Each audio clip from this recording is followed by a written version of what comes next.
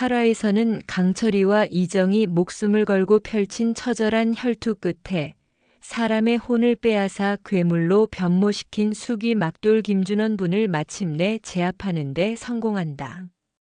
강철이는 여리를 구하겠다는 일념 하나로 광기 어린 싸움에 몸을 던졌고 그 과정에서 적의 살에 깊이 베이는 중상을 입으며 쓰러졌다.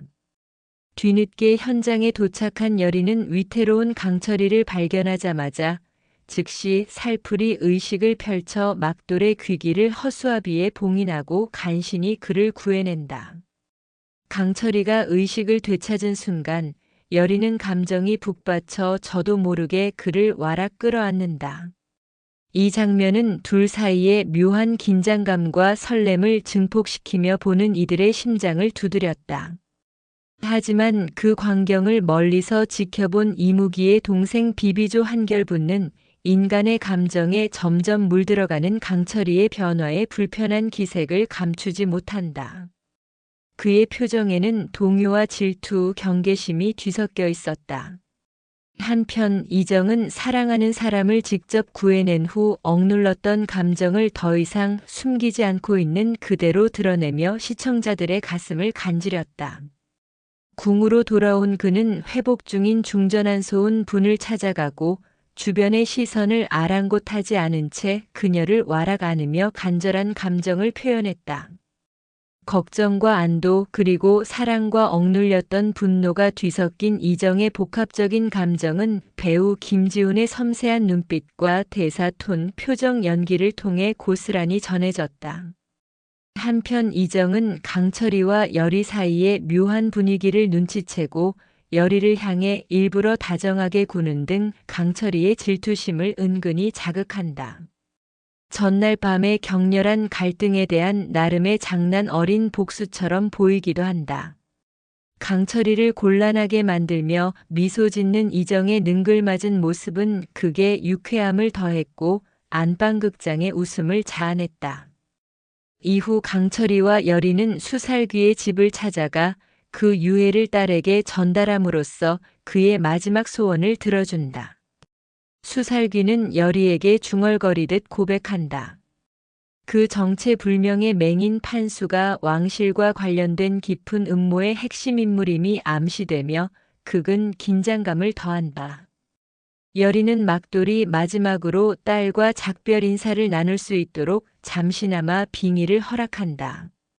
하지만 막돌은 사랑하는 딸을 따뜻하게 맞이하기보다는 타박부터 시작해 강철이의 의심을 자아낸다. 그럼에도 여리는 그의 거친 말 속에 감춰진 깊은 부성애를 직감하며 귀물들의 한을 풀어주던 외조모 넙덕기래연분의 마음을 이제야 조금씩 이해하게 된다. 이후 막돌의 증언으로 왕실을 위협하는 배후 세력이 아구지라 불리는 맹인 판수임이 드러나며 본격적인 대립 구도의 서막이 오른다. 동시에 궁 안에서는 정세가 급격히 요동치고 있었다. 판수 풍산의 예언처럼 이정은 모든 판수들을 체포하고 맹청에 대한 전면적인 수사를 명한다. 그러나 맹청 내부에서는 정황이나 물증, 그리고 아구지라는 인물에 대한 단서조차도 제대로 확보하지 못하고 수사는 점차 난항에 빠진다. 그 답답함 속에서 이정 역시 혼란과 의심에 휩싸인다. 수많은 위기를 함께 넘긴 끝에 마침내 강철이는 자신 안에서 점점 커져가던 여리에 대한 감정을 더 이상 숨기지 못하고 고백하기에 이른다. 궁궐로 돌아가던 길 기력이 떨어진 여리를 걱정하던 강철이는 그녀를 위해 일부러 비를 내리는 하늘의 기운을 불러내 주막에 머무를 핑계를 만든다.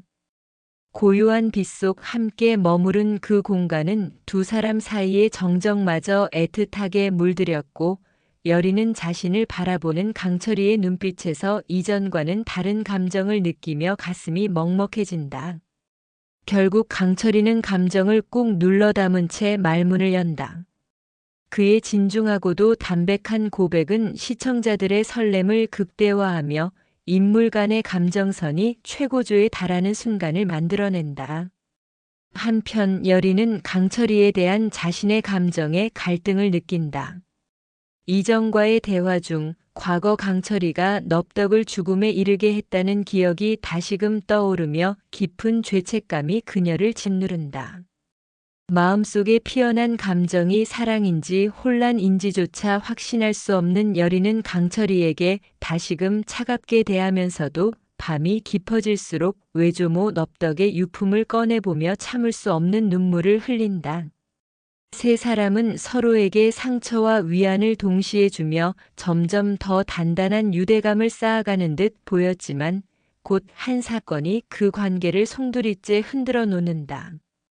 극의 말미 드디어 넙덕의 죽음에 얽힌 충격적인 진실이 밝혀진다. 여리는 야광귀박다운 불을 통해 충격적인 사실을 듣게 된다. 넙덕이 숨지기 한 달 전인 계묘년 4월 그녀는 궁에서 팔척귀를 쫓는 거대한 의식을 치렀고 그 사건에는 왕가와 깊은 연관이 있었던 것이다. 진실을 마주한 여리는 더 이상 머뭇거릴 수 없었다. 그녀는 분노와 절망, 억눌린 의문이 뒤섞인 채로 곧장 이정을 찾아간다. 충격에 휩싸인 여리는 곧바로 이정을 찾아가 과거에 있었던 진실을 캐묻는다. 그리고 단도직입적으로 묻는다. 이정은 더는 숨기지 않고 고백한다. 그리고 이정은 처음엔 말을 잇지 못하고 침묵에 잠겼다. 그 침묵 속에는 오래 숨겨온 진실을 지키고자 하는 고뇌와 두려움이 엉켜 있었다. 그러나 여리의 단호한 눈빛 앞에 이정은 마침내 체념하듯 입을 연다. 끝끝내 진실을 숨기려 했던 이정마저 결국 고개를 숙이고 모든 과거를 털어놓는다. 그 말을 들은 여리는 모든 퍼즐 조각이 맞춰지는 듯한 충격과 함께 참담한 표정을 짓는다. 진실은 상상 이상이었다. 강철이가 아닌 팔척귀가 외조모를 죽음에 이르게 했던 것. 그의 목소리엔 부끄러움과 슬픔, 책임감이 섞여 있었고 이는 이들이 단순한 동료나 적이 아닌 엇갈린 운명 속에서 때려야 뗄 수 없는 관계로 엮였다는 사실을 다시금 확인하게 했다. 모든 오해와 원망의 근원이 달랐음을 깨달은 여리는 무너진 감정을 주체하지 못하고 오열하며 절규한다.